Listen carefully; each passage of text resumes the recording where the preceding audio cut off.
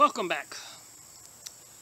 I'm going to do part 2 of video number 47, Morals and Dogma by Albert Pike, with the topic being the Kabbalah. I was talking to a gentleman this morning, and he said the same thing so many other people say.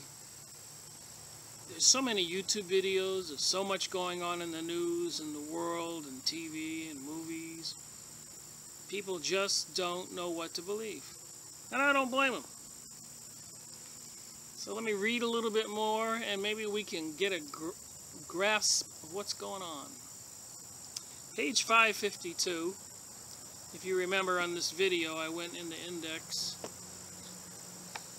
And there are... I realize this is upside down.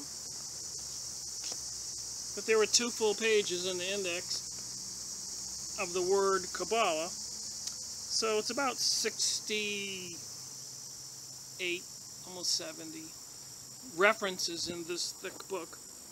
So that would be a paragraph or a couple paragraphs that discuss the Kabbalah. So I thought I would do half of them, maybe more. And maybe that'll shed some light on the Freemasonic Society, which combined together equals the Illuminati, which is also a part of the other groups with the same symbols, the Zionists, the Rosicrucians, the Church of Satan, Luciferianism, New Age, gay agenda, and so much more. United Nations, and groups like the Council of Foreign Relations, Heritage Foundation, Ford Foundation, Rockefeller Foundations, and so many other philanthropical. I have a speech impediment on some words. You say the word. The so-called charitable foundations, and it's all a deception from what I'm seeing. They like to give themselves good names. I think Rockefeller said it once on a video that women's rights was never about women's rights. It was about getting women in the workforce and getting control of the children. Look that up. So anyways, let's read on. In the Kabbalah, or the Hebrew traditional philosophy, the infinite deity, beyond the reach of the human intellect and without name, form, or limitation, was represented as developing himself in order to create, and by self-limitations. Okay, let me read that again.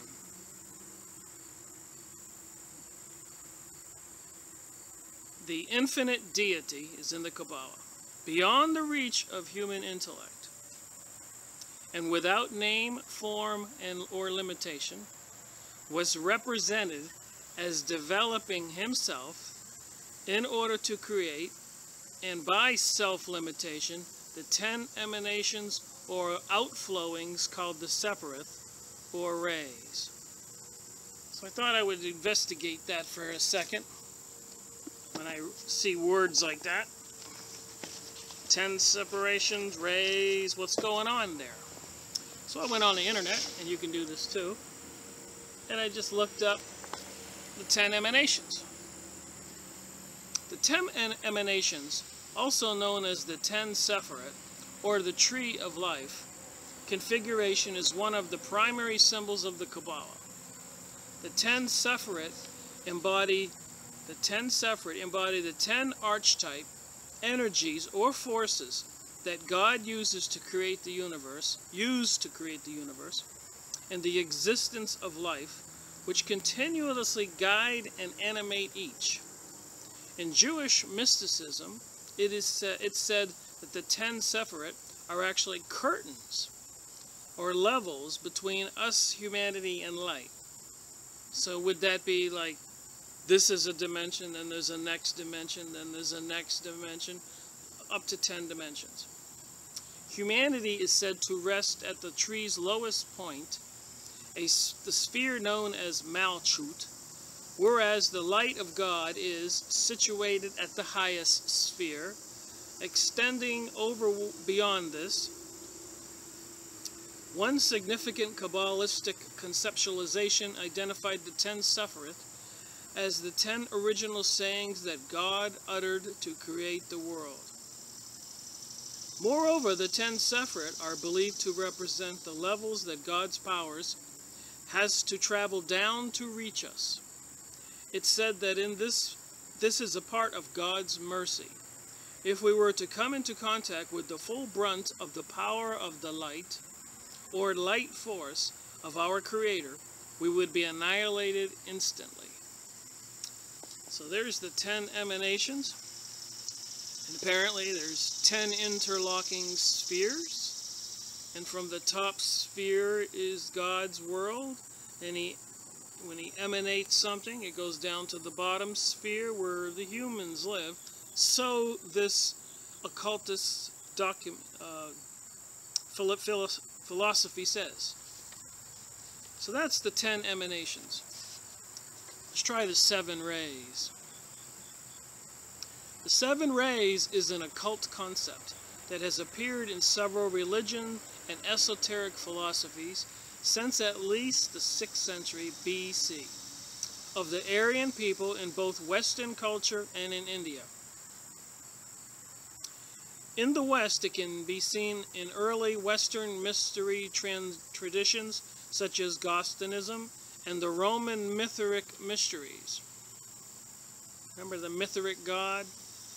Maitreya, the god that's supposed to be coming back? Benjamin Cream? And in text and iconic art of the Catholic Church, such as the Byzantine era. Okay, beginning in the 19th century, the 7 rays appeared in a modified and elaborate form in the teachings of the Theosophy, first presented by Helena Blavatsky. Remember her book?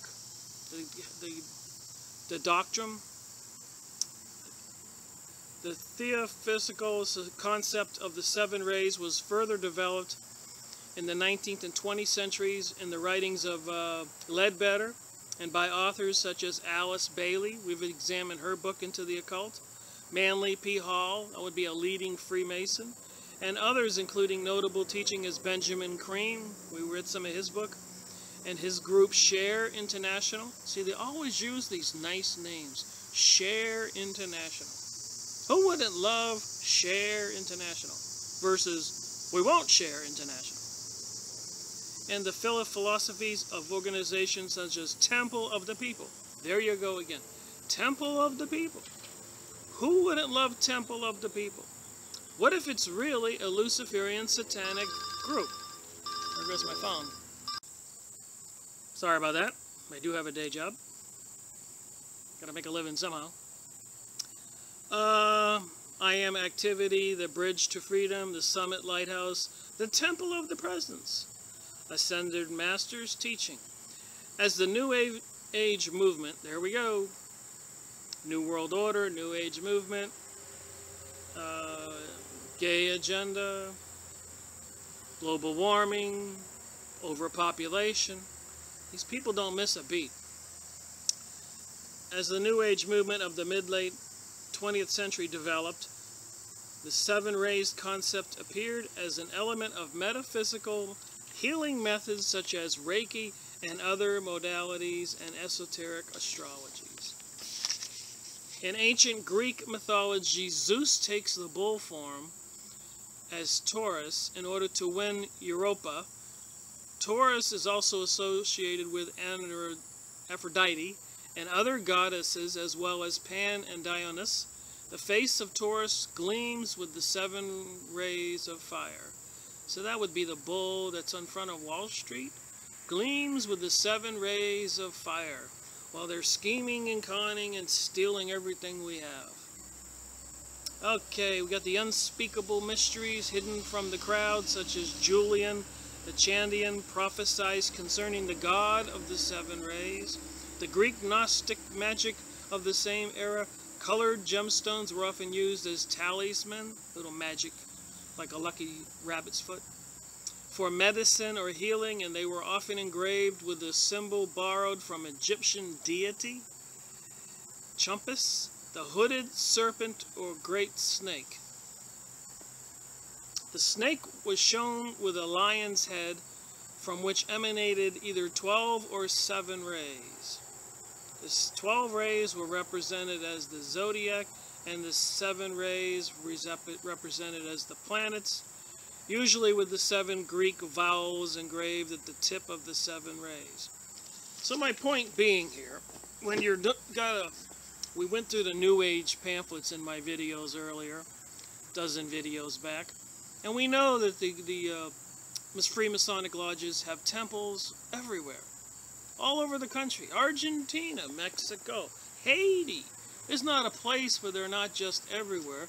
So benign and nobody knows what's going on. You get a hold of one of their main books, Albert Pike, who was supposedly communicating with the interdimensional, demonic, spiritual, so-called satanic Satan, Lucifer being, and got the material to write the book. So I thought I would just throw in those little sidebars when I see these words that we don't understand.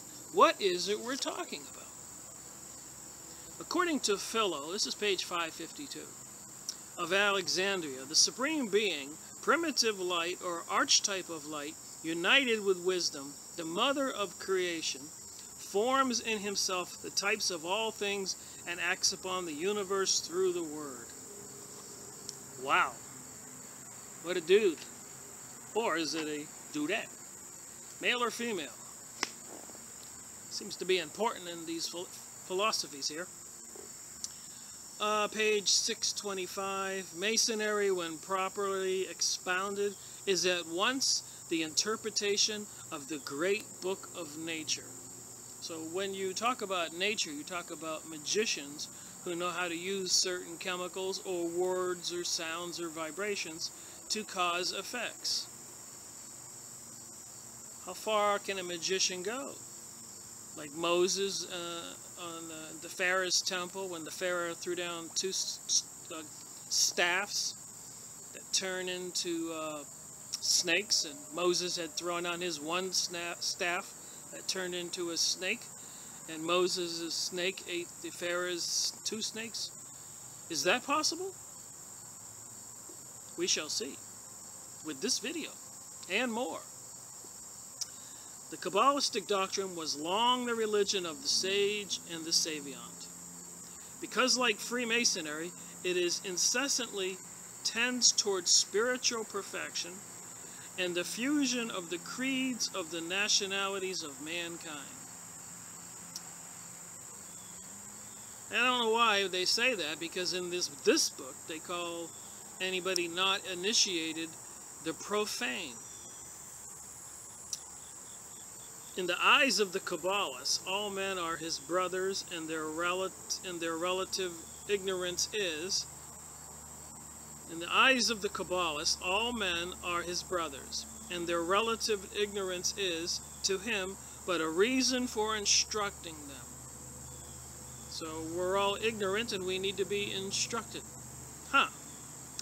There were illustrious Kabbalists among the Egyptians, the Greeks, whose doctrines of the Orthodox Church has accepted. Among the Arabs were many whose wisdom was not slighted by the medieval church. Not speaking quite right today. The sages proudly wore the name of Kabbalists.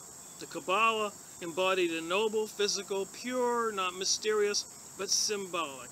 It taught the doctrine of the unity of God, the art of knowing and explaining the essence and operations of the Supreme Being, of spiritual powers and natural forces, and of determining their action by symbolic figures, by the arrangements of the alphabet. So everything in our world is been organized by these people to be some kind of witchcraft science, if you want to use plain English. The Kabbalah is the key to the occultic sciences, and the Gnostics who were born of the Kabbalists, the Gnostics, the Gnostic religion, the pagan religion, were born of the Kabbalists. The science of numbers represented not only arithmetic qualities, but also of grandeur, all proportion. By it we necessarily arrive at the discovery of the principle of first cause of things, called at the present day the Absolute, or Unity. So that would be one world order, Unity, New Age. The loftiest term to which all philosophy directs itself, Unity. That imperious necessity of the human mind, Unity. That pivot round which it is compelled to group the aggregate of its ideas, Unity. I'm adding the word Unity. Unity, this source, this center of all systematic order. I guess they're going to love it when they get the computers and chip everybody. This principle of existence, this central point, unknown in its essence, but manifest in its effects.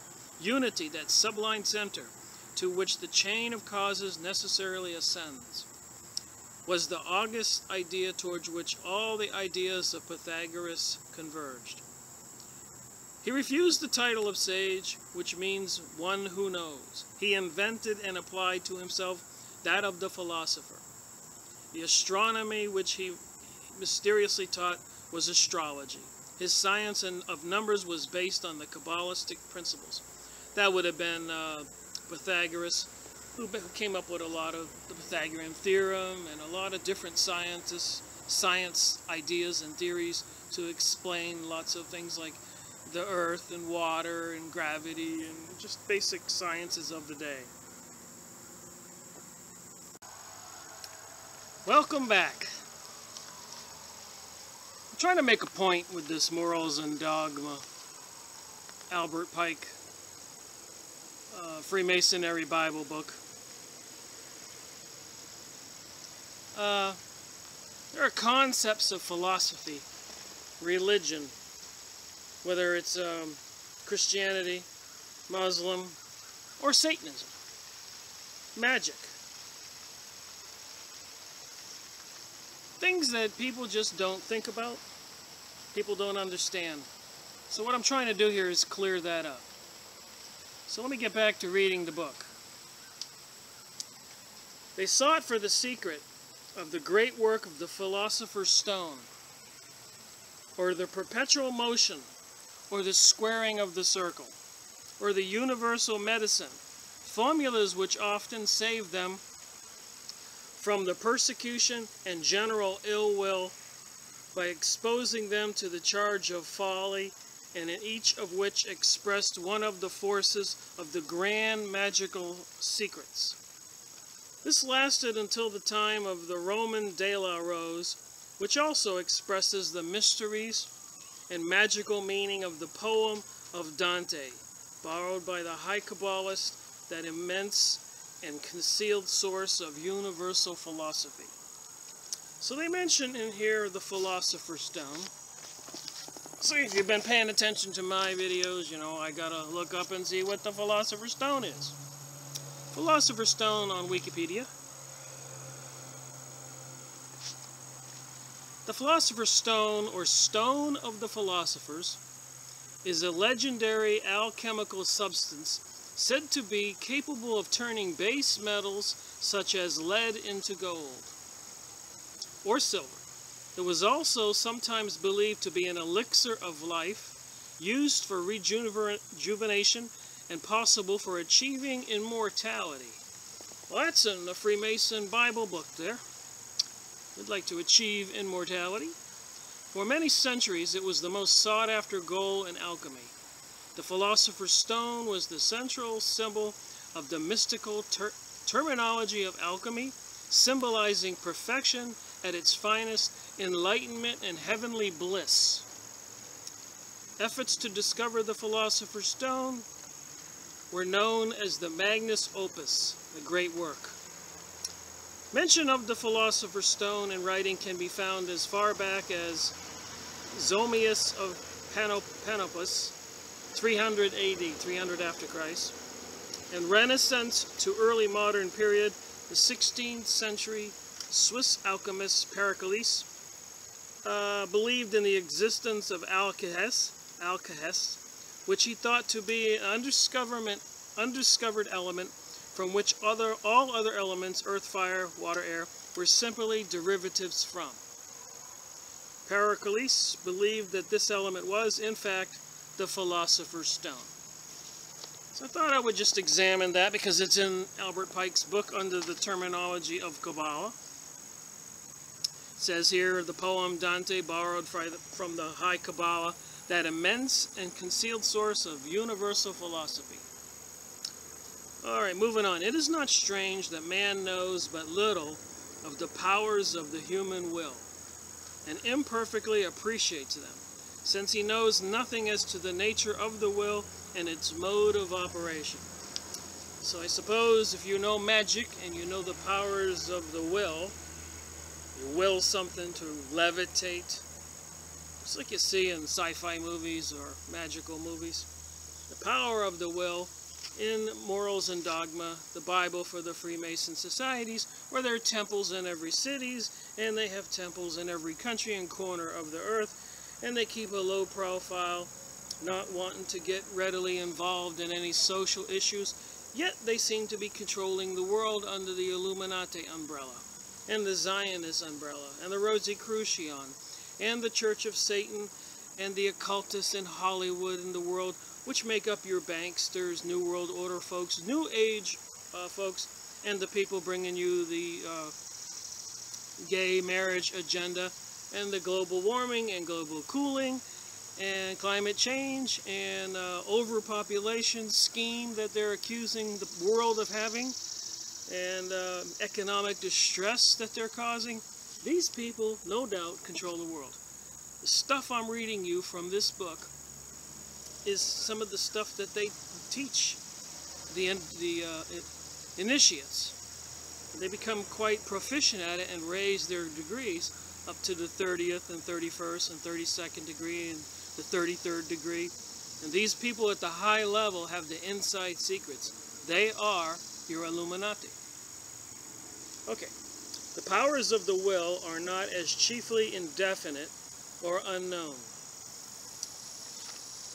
That the phenomena are real is not to be doubted, unless credit is no longer to be given to human testimony, and if they are real, there is no reason for doubting the existence heretofore by many better vouched for than the extraordinary performances of the Brahmins. Well, there we go again, another word. So, I looked up Brahmins. Just so happens I have it here. Brahmin, Wikipedia.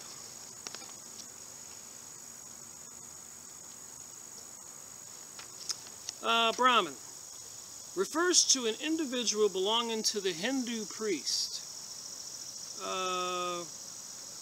Brahma refers to the creative aspect of the universal consciousness of God. The Brahmin priest is responsible for religious rituals in temples and homes of Hindus, and is a person authorized after religious training in Vedas and sacred rituals, and as a liaison between humans and the God. Did you just hear what I just read? They're a liaison between humans and the God. Now I'm thinking Indiana Jones' Temple of Doom, the priest lowering the girl down into the fire, and the other religious ceremonies they had in some of the other Indian-related Indiana Jones movies. It's funny how all this comes together. You know, sacrificing people in the satanic rituals. The Conchita Wurst in the Eurovision contest winner, with her face dressed like Jesus and body like a female, which is like the American Idol. Lady Gaga football halftime shows, Madonna football halftime shows, doing sacred satanic rituals.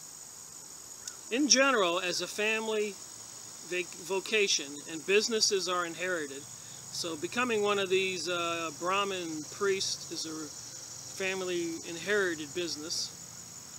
Priesthood used to be inherited among Brahma's priestly families, as it requires years of practice of Vedas from childhood after proper introduction to student life to a religious initiation called Umpanyana at the age of about 5.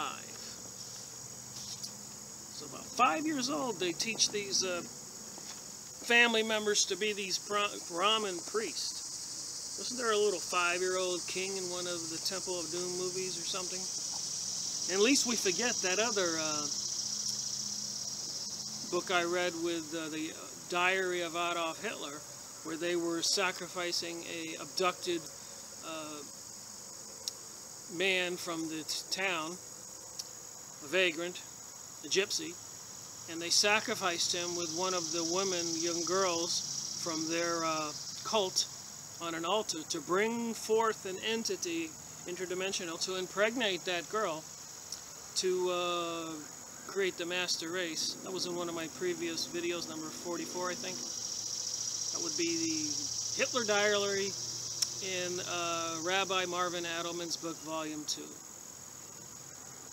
So anyways, no religion is supported by stronger testimony, nor has anyone ever attempted to explain what may well be the term of their miracles.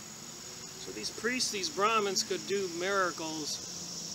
How far in this life the mind and soul can act without or independently of the body, no one as yet knows. That the will can act at all without bodily contact, and the phenomena of dreams are mysteries that confound the wisest and most learned, whose explanations are but a babble of words. So it's like speaking a bunch of words and saying nothing. Man as yet knows little of the forces of nature. Well, I disagree. I think in this day and age of high-tech scientists, with CERN and the stuff they're doing with HAARP, microwaves, sky spraying, cameras on every corner, computer monitoring people, and all kinds of mind control programs, I'd say the people of the world are in a little bit of trouble. So let's get back to Morals and Dogma, the book of the Freemasonries, where there's a lodge on every corner all over the country, gigantic buildings like the Masonic Lodge in Chicago, and many of your larger cities. Page 741. Masonry is a search after light. That search leads us directly back, as you see, to the Kabbalah. In that ancient and little understood melody of absurdity and philosophy, the initiate will find the source of many doctrines, and it may in time come to understand the hermetic... Oops, got a bug on me there. Looked like a spider jumped on my book. Source of many doctrines, and may in time come to understand the hermetic philosophies, the alchemists, the anti-papal thinkers of the Middle Age, and Emanuel Swedenborg. So let me read that again. In that ancient and little understood medley of absurdity and philosophy, the initiate will find the source of many doctrines, and may in time come to understand the Hermetic philosophers, the alchemist, all the anti-papal, that would be anti-Catholic Church, thinkers of the Middle Ages, and Emanuel Swedenborg. So there we have another word, and Emanuel Swedenborg. So, yes, as you know, I looked that up. So apparently they have this church called the Swedenborg Church.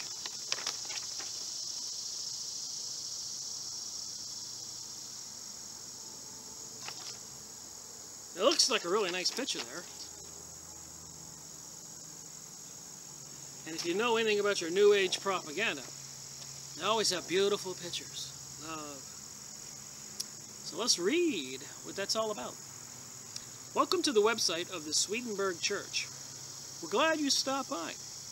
The Swedenborg Church is an open-minded, forward-looking Christian church drawing its faith from the Bible as illumined by the teachers of the Emanuel Swedenborg, 1688 to 1772.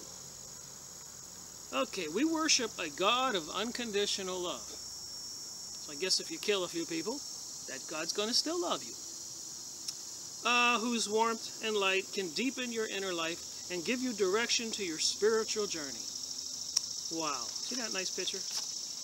Unconditional love.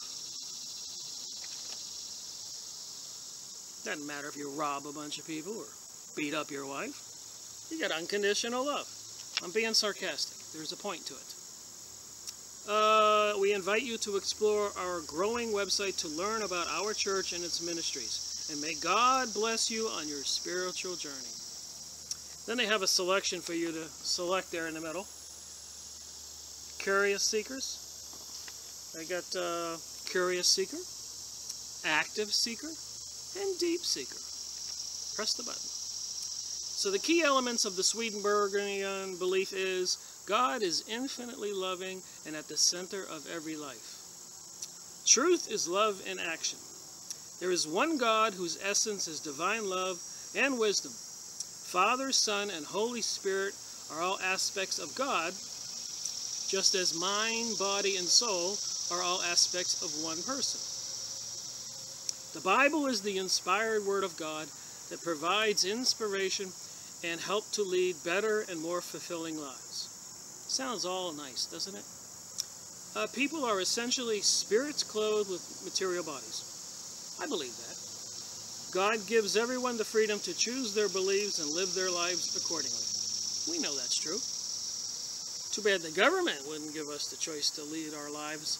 They're trying to get rid of religious activity, believe in God and Jesus, and feed us all the Luciferian doctrine. And according to the Revelation and biblical text, when they do pull off their world revolution in anarchy and chaos, if you don't take the mark of the beast and swear allegiance to Lucifer, you like my effects? Anyways, I'm just trying to make a point. So many people don't believe what is real out there. The second coming has taken place, and in fact is still taking place. It is not an actual physical appearance of the Lord, but rather his return in spirit and truth that is being effected at the present reality. Well, we know behind the scenes we got the New World Order, New Age, and all this stuff going on in the Middle East, and now they got ISIS saying to threaten the world. Anyways, God is infinitely loving at the center of every life. So that was this nice Join the Swedenborg website page. So, I found some more information. Swedenborgism and spiritualism.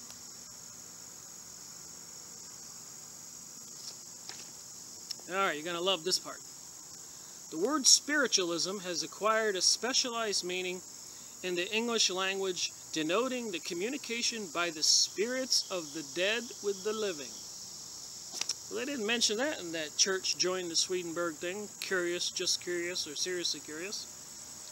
Spiritualism is a phenomenon that arose in the middle of the 19th century, about 1850, and exercised a great fascination for many, including the intellectual elite of the day. There are bugs out here. Emanuel Swedenborg has sometimes been claimed as the father of modern spiritualism. That claim should be treated with great caution. Swedenborg is famous as the man who claimed that his eyes and ears have been opened to the world beyond death. As a man who conversed with spirits and angels on a daily basis for almost the last 30 years of his life. But it must be emphasized that he did not make a public display of these powers. He used his great gifts to reveal to mankind through the written word the new revelation he had received. He used his great gifts to reveal to mankind through the written word the new revelation he had received. The revelation was first published to the world in his Arcana Celestia, 1749-1756. This was followed by Heaven and Hell, in which 1758, in which Swedenborg gave the vivid and detailed account of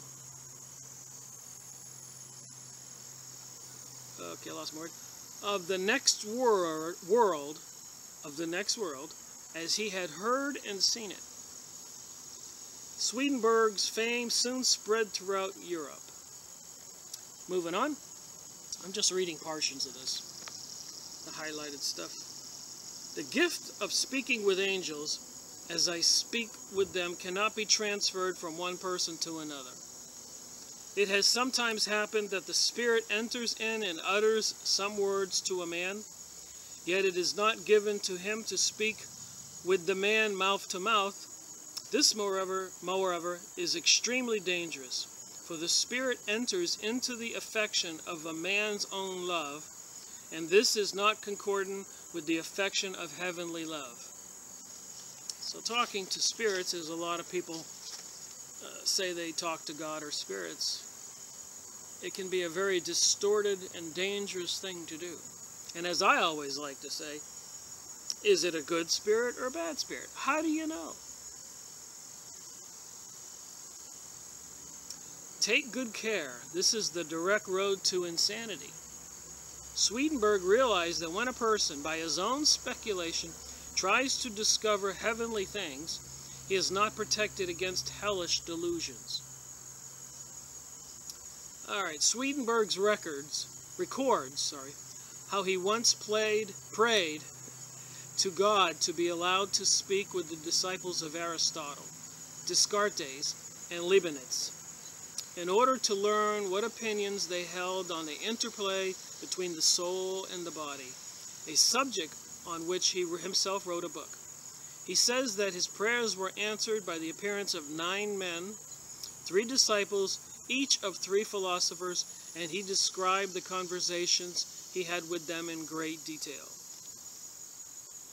So you can look up Swedenborg's books. Moving on, Swedenborg was not a spiritualist. It is wrong to abstract a system of spiritualism from his visionary theology and dismiss it as specifically Christian, impulses as superfluous or irrelevant. His vision and his teachings about the transcendental world and its relationship to the earthly world cannot be separated from his view of Christ and the Christian content of the doctrine of the new church.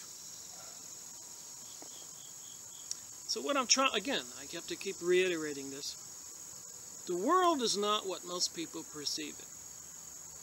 And this is the problem why in the world today, when I sit down with people, and they do not believe in God, they don't know what to believe in. What is real? What is not real? What should be a concern? Should everybody have apathy and say, I don't want to know about anything? And if they do explode a few nuclear bombs, people go, well, that's terrible. We should have stopped that. Well, that's the point of these videos and learning. Whether we create our own reality by we get what we believe, what we transmit to the world, we need to have the truth. We need to know what reality really is. What's in the Freemasonic books? What is the New World Order? What is New Age? Why do the banksters control everything? Why are all the politicians not responding to the people? Why are the police arming up with like SWAT teams and military task forces? Why is the world seemingly on the brink? Alright, let me get back to this Swedenborg information thing, written by Richard Lyons. Let me give credit where credit is due. I found it online. Thought it was a good description of what I've been studying. We must now go forward nearly a century. Spiritualism, in its modern sense, may be said to have begun with the rappings heard by 2 young girls, the Fox sisters, Maggie and Kate, in upstate New York, in 1848. They caused a sensation and went on to give public appearances in New York in 1850. Then there was a young man also from New York State called Andrew Jackson Davis, who claimed to have received communications from the spirit of Emanuel Swedenborg, and who for a while attracted the attention of a translator of Swedenborg, a certain Professor George Bush. That would be George Bush's great-great-grandfather. And in a previous video, I mentioned that President George Bush was in charge of the Swedenborg Church in the United States. Now, I don't know if that is true now that I see this, because it says it's his great-great-grandfather. And if the current president, George Bush Sr., was actually, as I had described it, So I may have been reading false information.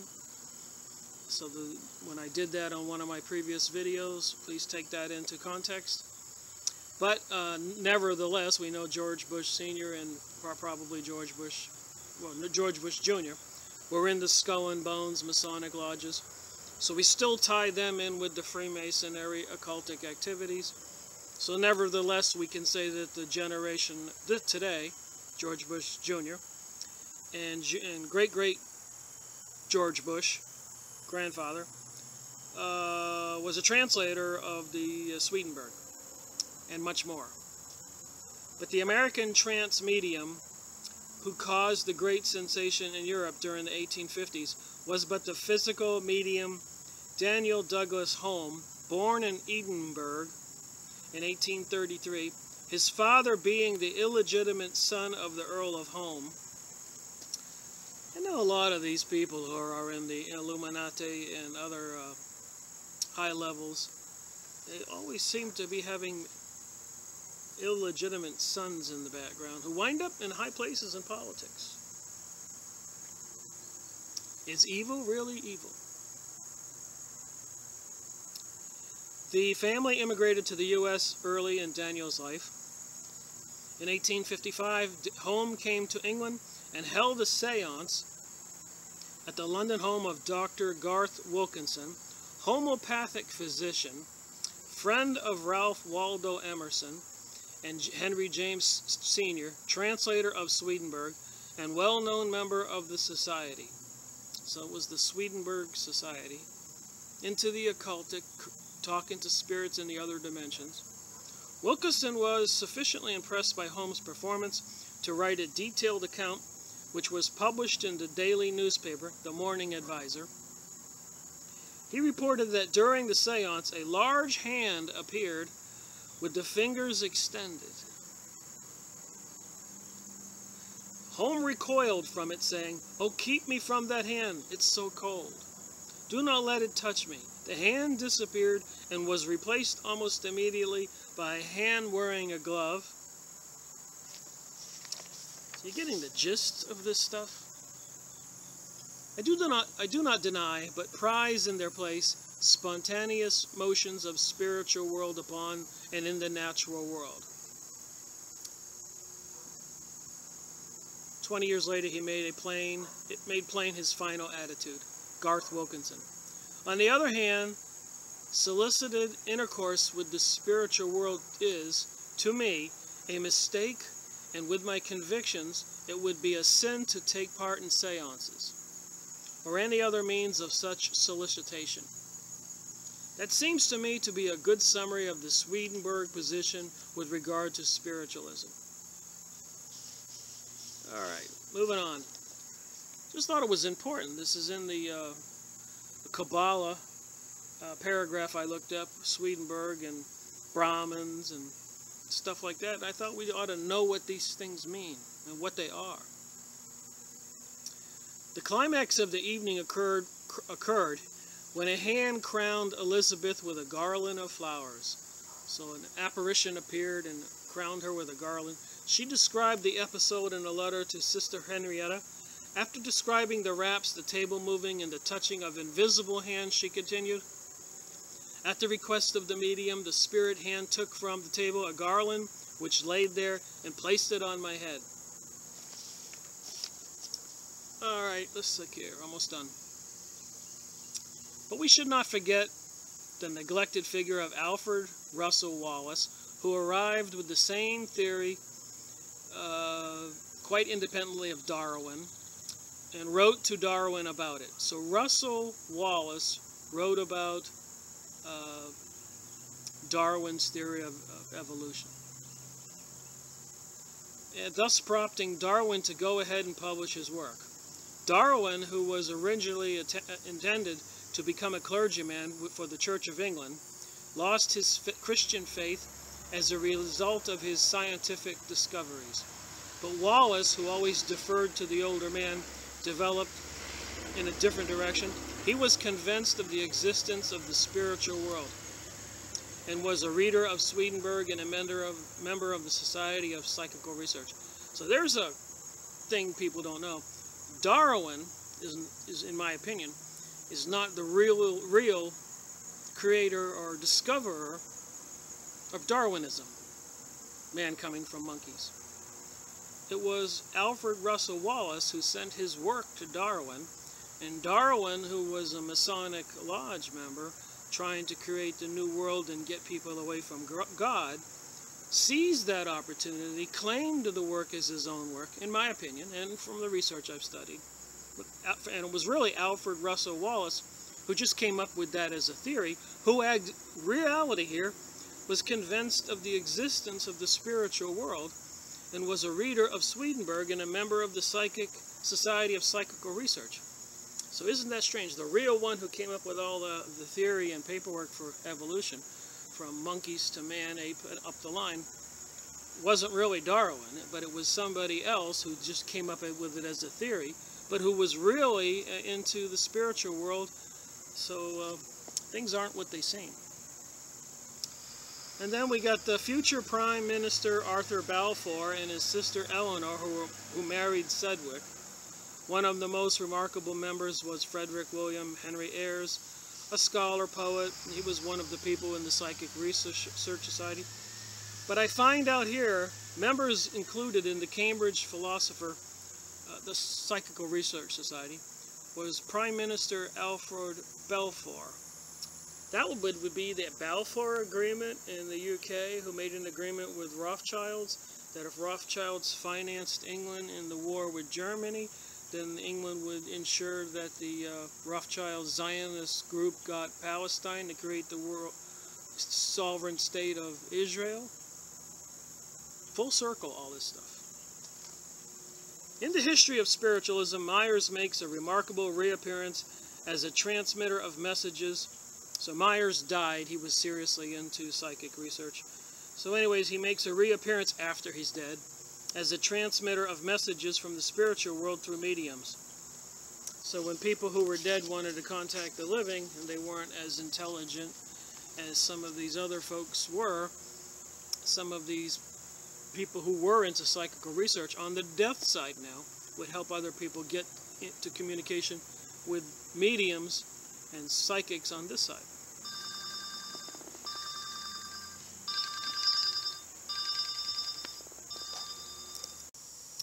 Sorry about that, my phone rang and a little discombobbled there. I've worked during the day from home and I have to answer the phone. Anyways, I hope you can see there's some sense to this stuff I'm talking about. Again, the reality is not what people think. The people who running our world come out of the Masonic lodges and the Illuminati and the banksters and the elitist families. This is the stuff they believe. Whether you believe it or not is not the point. We have to know what they're thinking and what their reality is. Anyways, Raymond, as in this case with other spiritualists, revelations, gave an account on conditions in the spiritual world that will resonate with those familiar with heaven and hell. So Raymond is going to give an account on the spiritual world. So he's in the other dimension. And other works of Swedenborg. So in one of those seances, he says, there don't seem to be any children born here.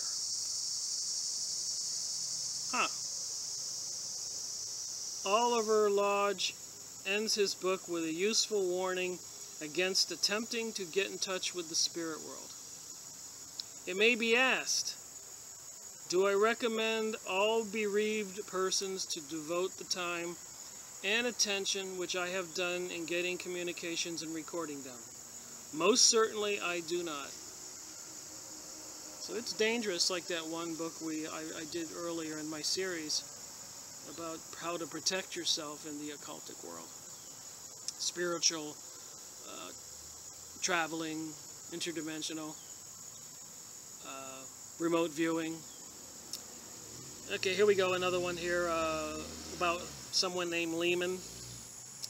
She describes how she felt the presence of Sally, was able to converse with her, and received an assurance that she was still alive. So this grandmother had lost her granddaughter, and was devastated. So she tried to contact the dead. Lehman was a complete agnostic and had no faith in which she could take refuge when Sally died. She wrote later that God, whatever God might be, hath listened to me, that I had been granted these graces because for her sake I had gone through death with her, and would have done so gladly 100 times. So she didn't believe in God, but she wanted to comfort to see if her granddaughter was still alive, and communicated. She made contact with the College of Psychic Studies, of which she later became a vice president, and remained unshaken to the end of her life in her conviction that there is life after death, and that it is possible to communicate with those who have moved on to other worlds and in other states of being. Over the years I have been taught by Sally and by others, some of them discarnate, something of how it will be when I wake up after I have shed this body, after she dies. So I look forward. But the physical bodies fight so tenaciously sometimes to hang on. I do pray that mine will let go easily. Alright, so we have that little education on the Swedenborg religion, and the nice little thing about joining the church. No matter how far ahead of me Sally has gone, I know she has. She will be waiting as she promised. She will pull me through the door. Richard Lyons, a barrister, is a past president of the Society and has a strong interest in Swedenborg's influence on literature. So Richard Lyons wrote this thing. And I thought, because we mentioned George Bush,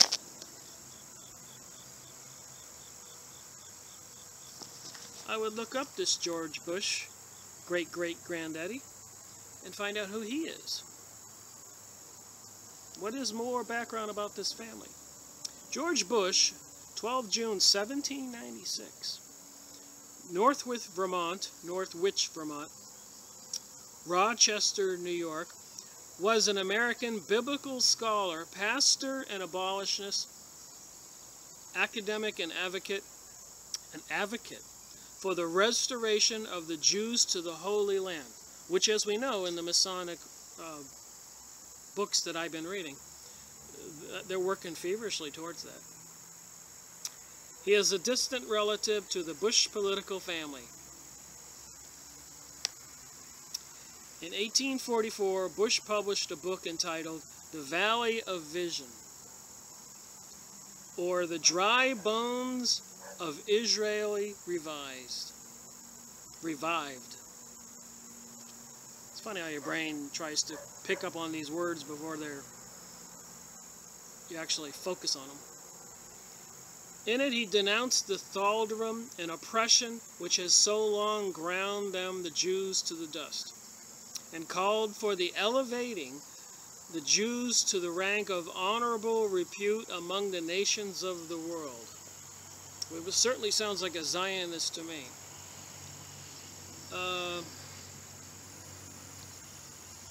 By restoring the Jews to the land of Israel. So this goes back to middle 1800s, earlier. Before Theodore Herzl wrote the book in 1889, the State of Israel. And in 1850s, 60s, Albert Pike wrote about the 3 wars to bring about the New World Order. So this George Bush, great-great-granddaddy, was seriously into this, where the bulk would be converted to Christianism. This, according to Bush, would benefit not only the Jews, but all of mankind, forming a link of communication between humanity and God. It will blaze in notoriety. It will flash a splendid demonstration upon all kindreds and tongues of the truth. Making videos in the yard. Interruptions, whether they're bugs or people or cars. Anyways, back to George Bush, the biblical scholar, George Bush Jr. grandfather's grandfather. Sirius had a an opinion about the Jewish people restoring to Israel, I mean, this wasn't just a pastime. This, according to Bush, would benefit not only the Jews, but all of mankind. That sounds like the New World Order and Luciferianism, forming a link of communication between humanity and God. So we know that the Jewish people are hugely into the Kabbalah, and it will blaze in notoriety.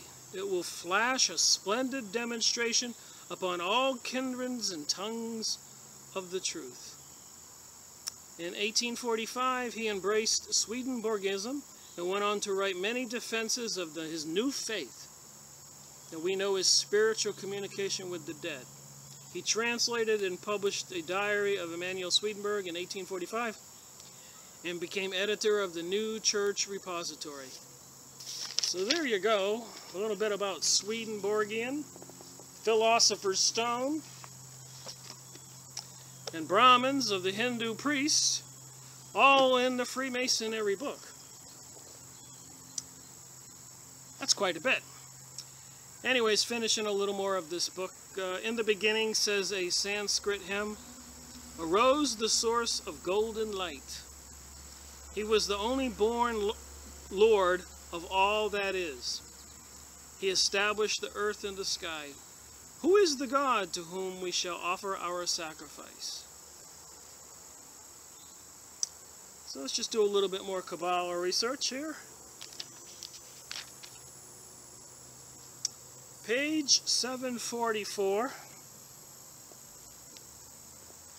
All truly dogmatic religions have issued from the Kabbalah and returned to it everything scientific and grand in the religious dreams of all the Illuminati, Jacob Bohm, Swedenborg, St. Martin, and others, is borrowed from the Kabbalah. All the Masonic associations owe to it their secrets and their symbols.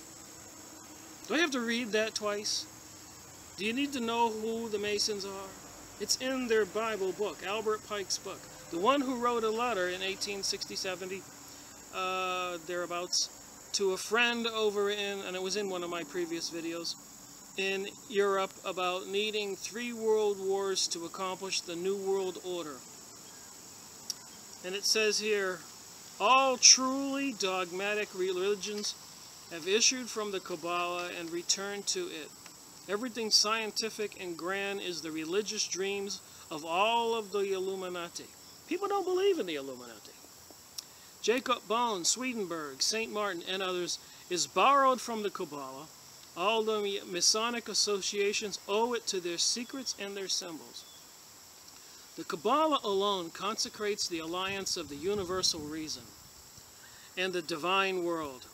It establishes by the counterposes of the two forces apparently opposite. Moving on, the Kabbalah alone consecrates the alliance of the universal reason and the divine world. It establishes by the counterposes of the two forces apparently opposite and eternal balance of being. It alone reconciles reason and faith, power with liberty, science with mystery. It has the keys of the present, the past, and the future. The Bible, with all its allegories it contains, expresses, is an incomplete and a veiled manner only the religious science of the Hebrews. The Hebrew books were written only to recall the memory of traditions. They were written in symbols unintelligible to the profane. So there we go again. They're calling the people not initiates the profane. Thus was a second Bible born, unknown to, or rather uncomprehended by the Christians. A collection, they say, of monstrous absurdities, a monument, the adept says, wherein is everything that the genius of philosophy and that of the religion have ever formed or imagined of the sublime. A treasure surrounded by thorns, a diamond concealed in a rough, dark stone.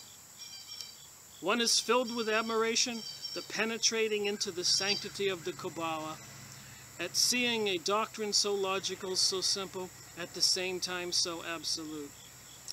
10 ciphers and 22 letters, a triangle, a square, and a circle. All these are the elements of the Kabbalah. These are the elementary principles of the written word, reflection of the spoken word that created the world. The absolute deity with the Kabbalists has no name. Alright, so to end off this video, I'm going to do my familiar photo thing. Living Kabbalah, a practical system for making the power work for you.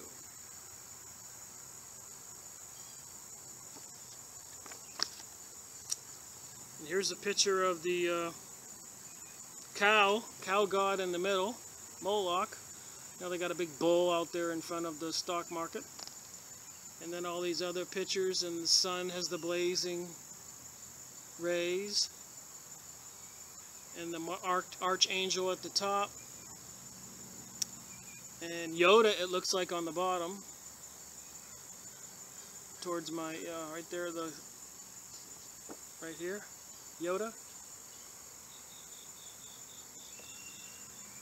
So there's more to reality than what people know. And then, like that one Swedenborg church trying to get people to join, not saying they're into talking to spirits. Love. Kabbalah on love. Alright, from the teaching of the Kabbalah, Ray Berg, the Kabbalah method, the bridge between science and the soul, physics and intellect, utopia at the center.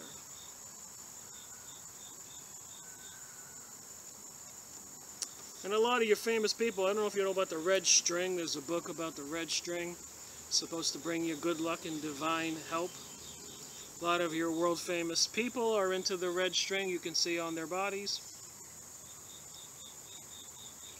So you can go online, look up Kabbalah images, you'll find this. And here's where you're leaving one dimension and going into another dimension.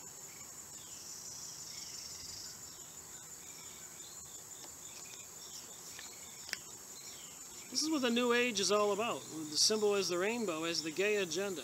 The gay agenda is the New Age, and it is part of the Kabbalah thing. Sex is a big part of this. And apparently,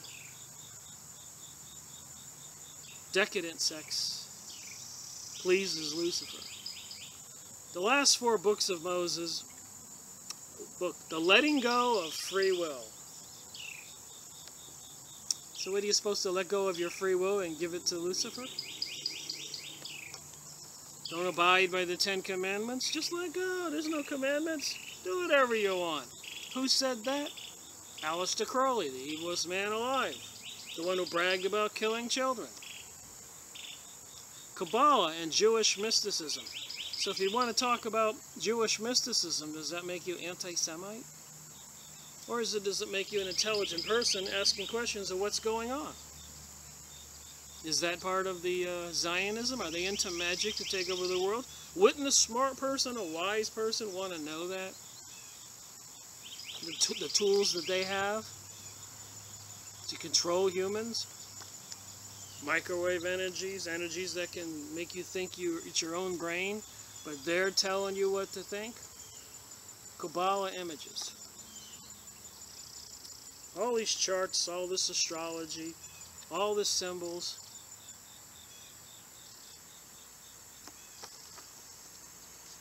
They even have a Kabbalah tarot cards.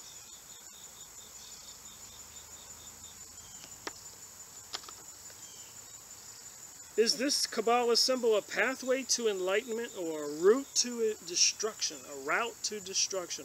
Or is there another option that offers eternal life that the Kabbalah can never offer?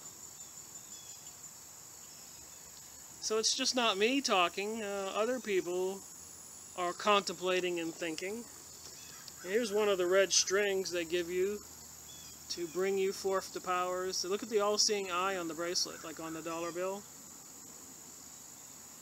So anybody who doesn't think the pictures on the dollar bill are occultic needs to think again. And the crown on top. And this stuff goes way back. It's biblical. the magicians of the past. They call it the New Age. It's a return of the old age. They're lying to you about the New Age.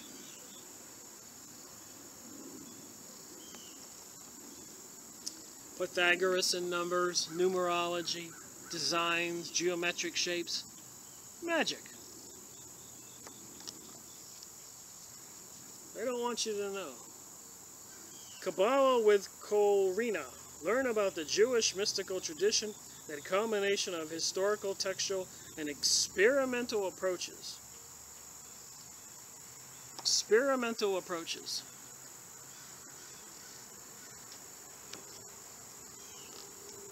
You can see the charts in this tree of life, the Sephiroth that we discussed. And they make it beautiful, and there's a naked woman on the bottom and a bird on the top. Rose with a star in the middle. Intricate numbers and the crown on top. It takes a while, but you pick up on the symbology of this stuff after a while. The star that's on the Israel flag, the pyramid, the earth, and all the symbols.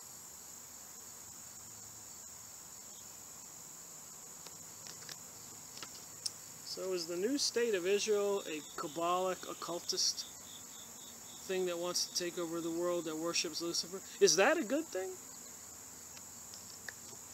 I don't think so. More of the art.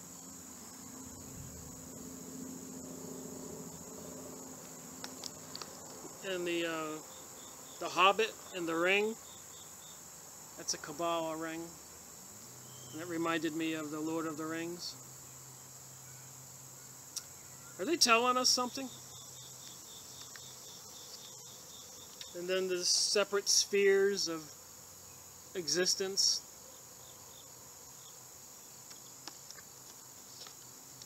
The Holy Kabbalah. Look at the all-seeing eye on the top. Like on the dollar bill. So is the dollar bill with the pyramid, the eye, and the rays in the background, and the eagle that's Mendes, and the 13 stars over the eagle, and the 13 arrows in the hand, and the 13 leaves, and the 13s everywhere? Is the dollar bill actually, instead of like a lucky rabbit's foot, a piece of magic paper? A curse even? Dear on Gothic Kabbalah, look at the all-seeing eye and the flames. Now, use your imagination. Think about it. The all-seeing eye with the flames. Can that be a good thing? And it says Kabbalah there. You don't have to be a genius to figure this out. Then they got a chart with all kinds of things, colors and names. And you can go on internet, look up Kabbalah images, and you'll find all this stuff. Save the pictures, go to the local pharmacy, photomat. There's the red magic thing in the book called The Red String. Kabbalistic magic, getting the divine forces. Signing the seal maybe with the devil. Remember, the Bible says, thou shalt have no idols. You can't be praying to any other God. Those are 2 commandments. So that's enough for this video. I suppose I'm going to have to do another one eventually on the Kabbalah in the Morals and Dogma, because I've got a dozen more tabs left to do there. It's interesting stuff. Hope you enjoyed it. The wind's blowing my papers around. And I'm just trying to show people there's more to reality, and the people who are in charge of our world do come from the lodges and the Masonic associations, whether they be the Skull and Bones, the York Rite, the Scottish Rite, Rosicrucian. It's endless. You can see some of the, if you look up the Masonic Freemasonries and images, you'll see the pyramidal structure. And 100, 150, 200 different organizations under that pyramid. They're well organized, they're everywhere, and this is how they think in the material I've just shared with you. You know, it may be difficult, and you might have to replay what I say a couple times. This is not trying to be a quality, high-produced, skilled, entertaining movie I'm making. It's information. It's information because, as a few friends of mine have said recently, it seems like we're on the brink on this planet. It seems like somebody's trying to bring all of the chaos and anarchy to a head and cause everything to go down, crash. So I'm thinking education is probably pretty important. And I'm learning too as I reread this stuff and I make these videos for you. So thank you for watching, and may God help us all. Looks like we're going to need it.